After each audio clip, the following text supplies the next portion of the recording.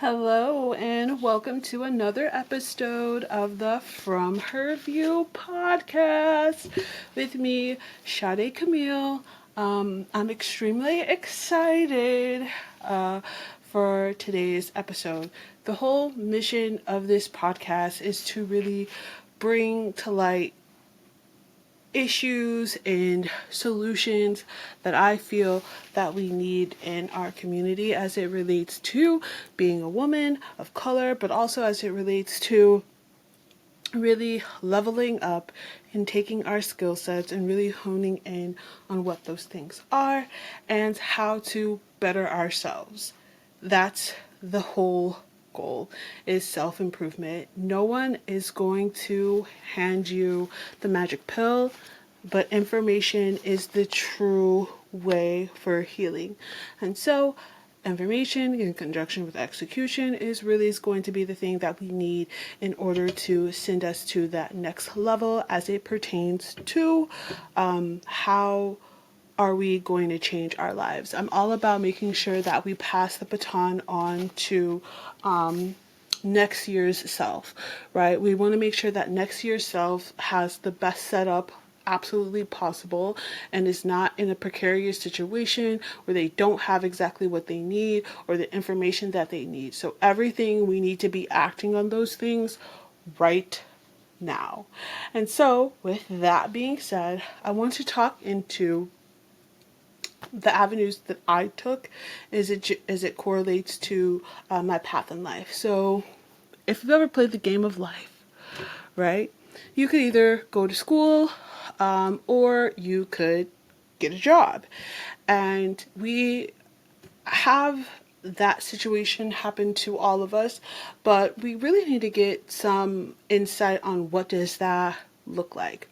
I I hold professional licenses. I did not go to a traditional four-year college, so I don't have that collegiate experience. But what I do have is a trade and a skill. And I do think that that's important for us to really speak about for other individuals, because some of us are not necessarily book smart.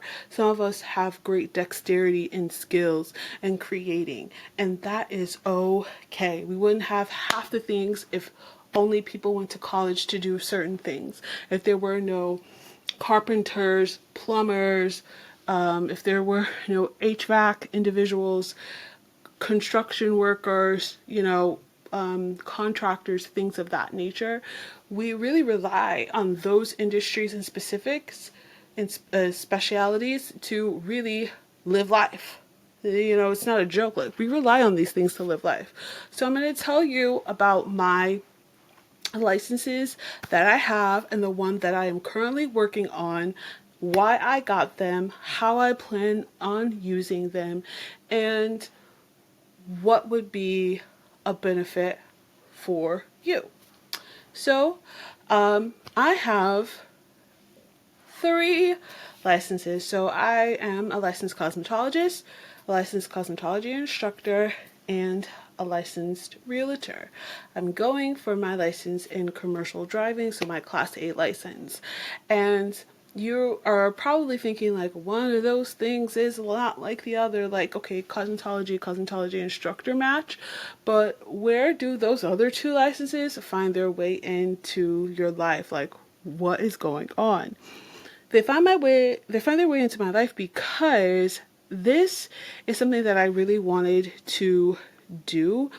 I really wanted to have an opportunity in my life where I had a skill that is universal. What does that mean? It's like wash, rinse, and repeat. Cosmetology, I could take this license and go anywhere and be able to find a job. If you gave me, $3,000 and told me, okay, you're going to move here and you need to find a job, like, I could 1,000% get a job in someone's hair salon and really make a way for myself. And so that is why I recommend cosmetology, because it is a great way for you to get a skill that you can go anywhere with, that you can work outside of your home if you choose to do so. You could even get a salon suite and become a business owner. You could do platform work with it. You can do so many different avenues. You could create your own product, which you don't need a cosmetology license for that, but it does help in order for you to market it and build buzz and generate, conversations about it. That is why I chose cosmetology. On top of, my mom was just like, you're really good at doing hair, you should go to cosmetology school. And it was something that I literally did not want to do. I always wanted to do graphic design, or I wanted to do graphic design, or like medical code and billing. Like, it wasn't necessarily something that I thought that I was going to do, or it was a field that I thought that I would be any good at, or any, I just, whatever. I did it eventually. I listened to her and I did it. And I really, really loved it. And being a part of that industry has opened up so many avenues for me, opened up so many doors. I've met some wonderful people along the way. And so I do believe that it is something that opens a lot of doors. Another thing that I do have is my cosmetology instructor license. I think that that is even more important. So I will preface this and say, not everyone is meant to teach. And you do know if a person has it or if they don't. Unfortunately, schools are businesses and they will take their currency in green. So it don't matter if they think you're going to be good or not. You want to go to school for it. Does your check clear? We got a class for you. That's literally how it be. And so it doesn't really matter. They got a class for you. They're going to set you up, and that's what it's going to be. With that being said, being an instructor is also a great thing, because once again, it is something that you could take from state to state.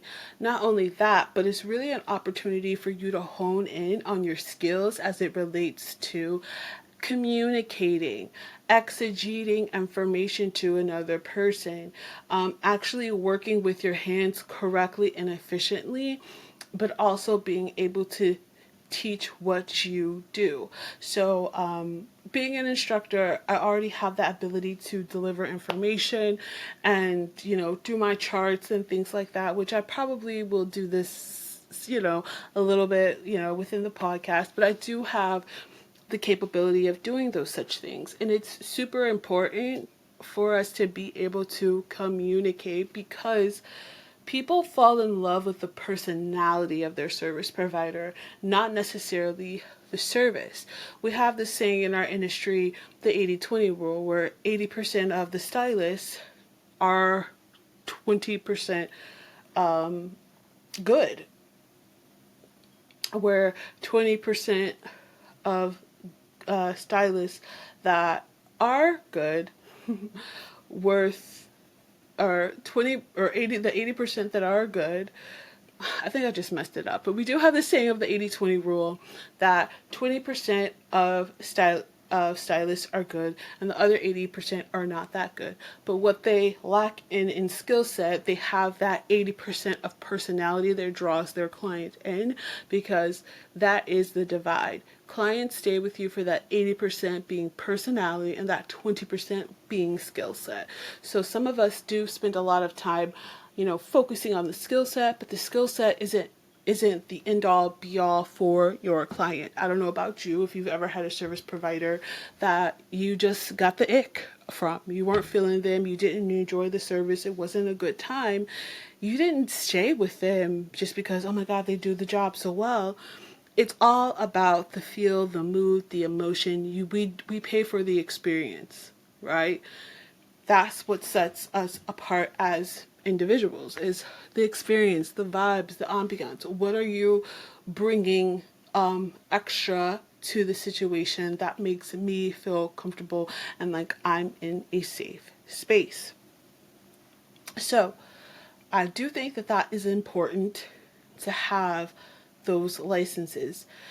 Because, like I said, with reciprocity, you can go to any state and be able to have gainful employment with it. What I will say about these industries, which is very similar to the next industry that I'm going to talk about, is if you do the legwork early on, it has a high payout. For where I'm at in my career, so I've been in the industry for so long, I understand how long it takes to build up a clientele, what that looks like. So that means working a lot of nights, working a lot of weekends, doing a lot of the things that other people don't want to do, and I don't want to do that right now. I want to be able to do hair because I want to do it, not because I have to do it. If anything that you love, you feel like you have to do it because you have to, you no longer have any interest in it. It just is kind of like, I don't even want to do it. I don't have any real interest in it anymore.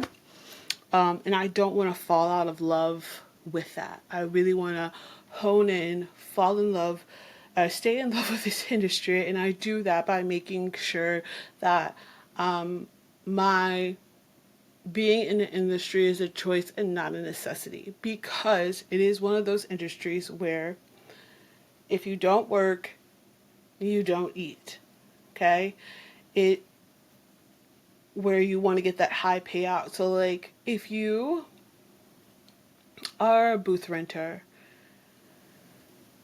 you're a business owner. Like what they don't tell you, what you don't really realize, which it was something that I did teach a lot, like you are the brand, you are the business, and people are purchasing the experience of being around you on top of the skill that you could provide.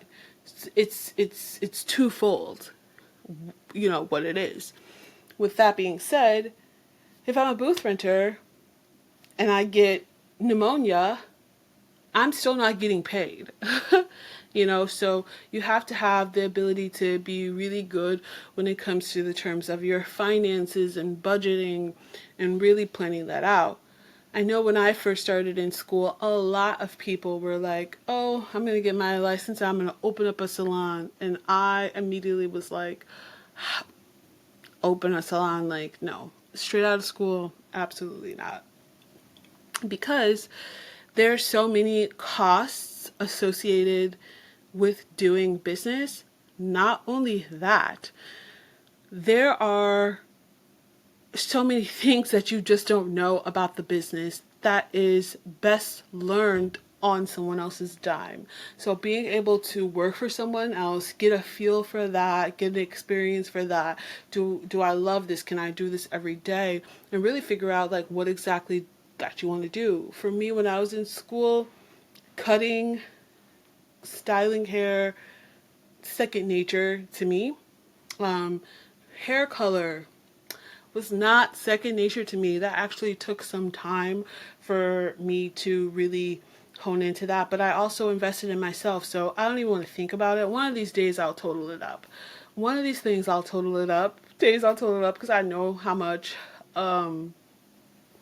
each thing costs, but I ain't never added it up because I don't want to throw up about the amount of money that I spent out of pocket outside of actual education, right? So going to school for cosmetology, I did get grants and loans, but that was about $20,000 for school.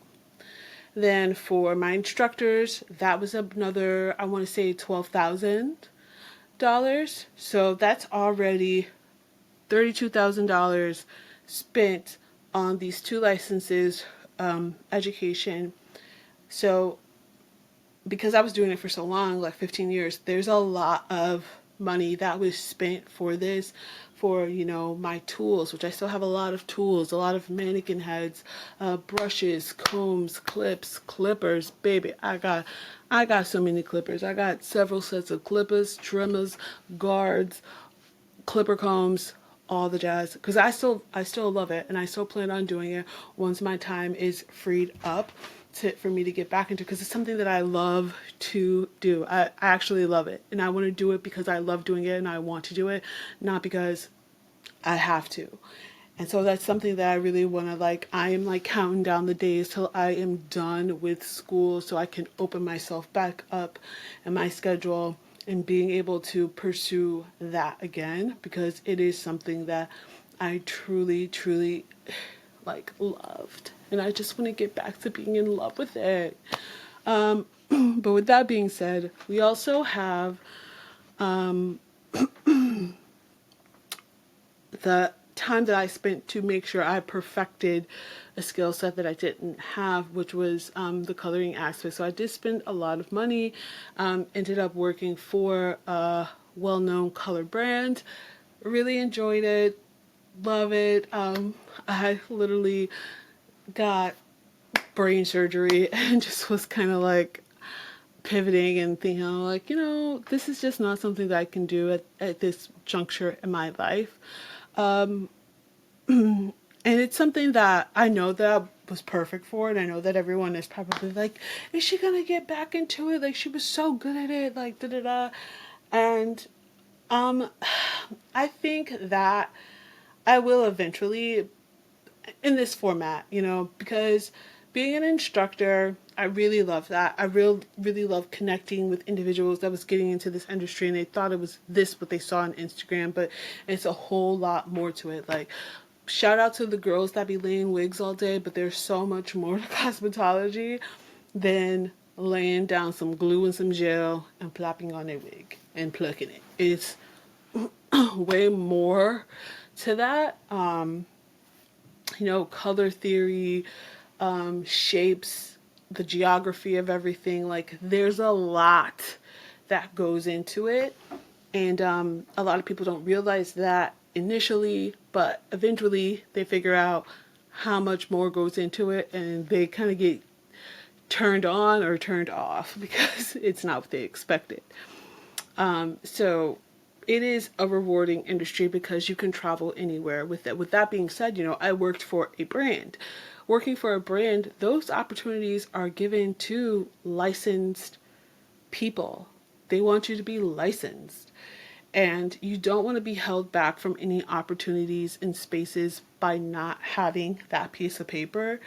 Hunker down, put the time in, be a sponge, and get what you need to get.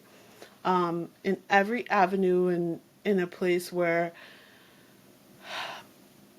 I am the student or I'm learning something, I become dumb. Because if I'm an empty cup and you're pouring into me, I should be able to receive 100% of what you're giving me because I am an empty cup.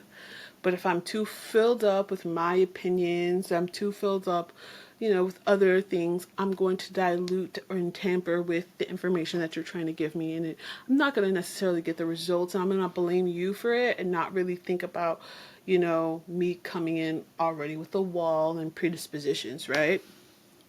So it's very important to have that paper to be able to, do this legitimately and have a lot more opportunities for you to work with other professionals and mix and mingle with them. Then I have my real estate license. So I keep telling you, like, y'all, I'm going to tell you the story about brain surgery. I'm going to tell you the story about brain surgery. I'm going to tell you the story about brain surgery. One thing I want to say, okay, before I get into this, glory be to God, because I don't look like none of the things I've been through, child. Look, I got the scars from it, but I live to tell the tale, so that's all that matters. But I actually was having this like tickling, like dripping in the back of my throat.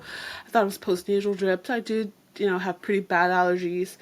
Not so much anymore, ironically, but I used to have pretty bad allergies. And I was having this drip, this postnasal drip, and then my nose would run, and I was like, oh, it's like allergies. So I was like taking all this, allergy medicine and everything like that. And it got to the point where I would look down and my nose would just be running like a faucet. Like, and it really affected my life. Like, dating at that time, cha, not me. If I move my head too quick to flip my hair, my nose is just like, it was very embarrassing. So luckily that was still in the COVID-ish times. So I was wearing a face mask because I was like, if my nose is running, like, I don't want no one to see like my nose is running, because it's literally like running. And I got so fed up. I went to an urgent care, and the guy was like, oh, you have polyps in your nose, and that's what will cause the postnasal drip. You have a polyp. I recommend you see a rhinologist. Right, is that right? I'm saying it right? A rhinologist? I believe that's the term. An ear, nose, throat doctor. Okay, go see one of them, and they could better assess you. So I'm there, I'm explaining everything, whatever. And the little nurse was like, oh, so you got like a runny nose, so like you got bad allergies? And I'm like, no, girl, like something is going on. Previous to this, I'm the type of person where like, give me all the worst case scenarios, because everything is up from there. Like, if you give me all the worst case scenarios and tell me that, okay, it could be this or it could be that or whatever, give me the worst case scenario. I know what it is. I know why, I know all that, and I can run with it. One of the things that I did know, that Holy Spirit, God made sure that I did know, was that this was not going to kill me. So I knew that I was not going to die from this. Even though I knew the journey was not going to be fun, I knew I was not going to die. So, see the doctor. The doctor comes in. He's like, oh my God, I think you have a really rare condition. Like, it's very rare. And it only happens to women, like older women. They have high blood pressure. They have hypertension and this and that.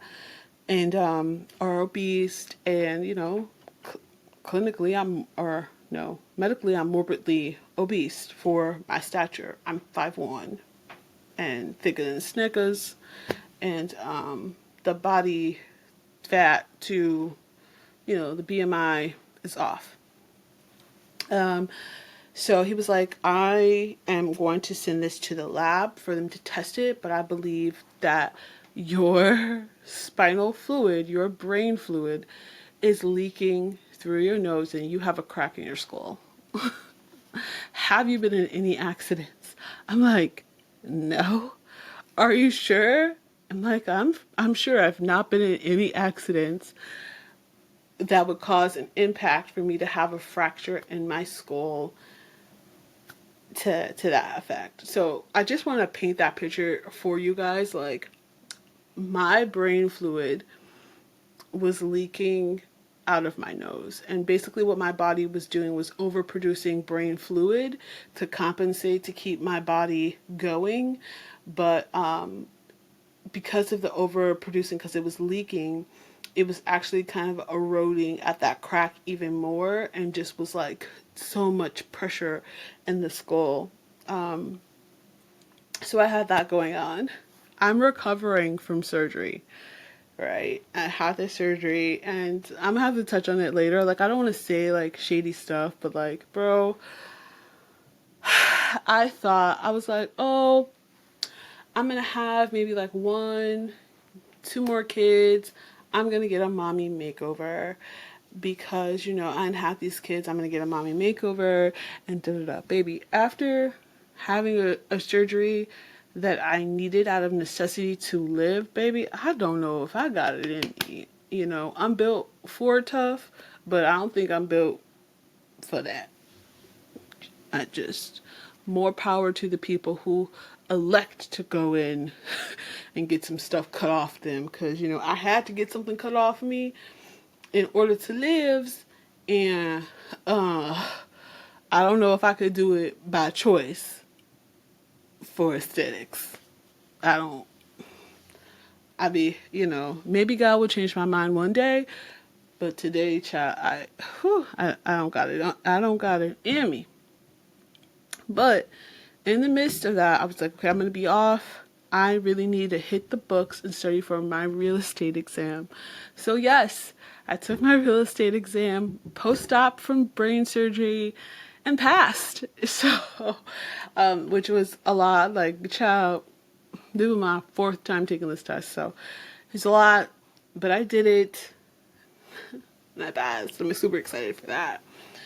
Why I got my real estate license, there's so many different reasons why. I will first say that in order to be an investor in real estate or partake in making money in real estate, you don't have to be a realtor. You don't have to be licensed to do it. But for me, I feel like if I am in the industry as far as like learning it, like there's just certain things that a person can't tell me to try to fool me, because I know, like I studied, I took this test. I know if we're doing something illegal on the up and up. I know if we're doing something on the low that's not good to go, and I want to be a part of that. Not only that, but being an investor, I have the opportunity of selling properties, buying properties, and getting the commission. So that was another thing that really enticed me about that. But really, if you want tried and true ways of building wealth, so I'm in an industry like cosmetology that generates a lot of money. Like when I tell people that I made a lot of money, but because my poor spending habits, habits and saving habits and not budgeting correctly, I would have so much money that would come through my hands and out my hands.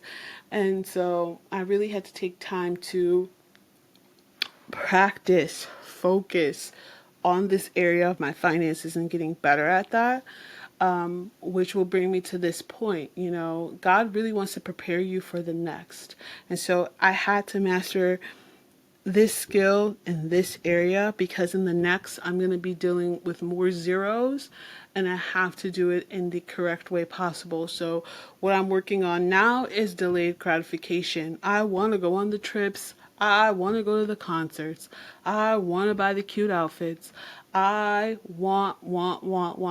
But what I want even more is stability and legacy.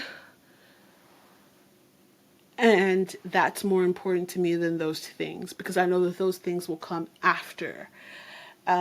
So being a part of real estate, the buying, the selling, the dealings in real estate, it is a way to generate wealth, and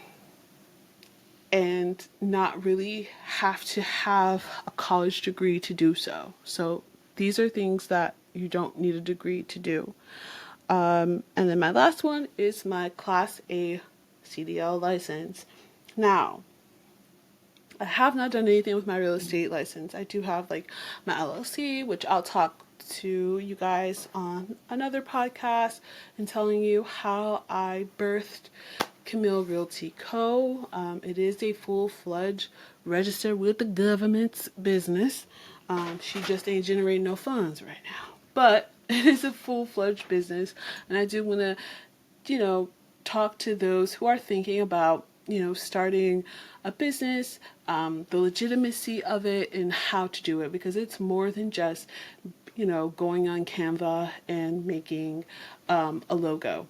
So much more than that. There's a lot of different things that you need to do to get to that place in space, and I definitely will share with you what those things are.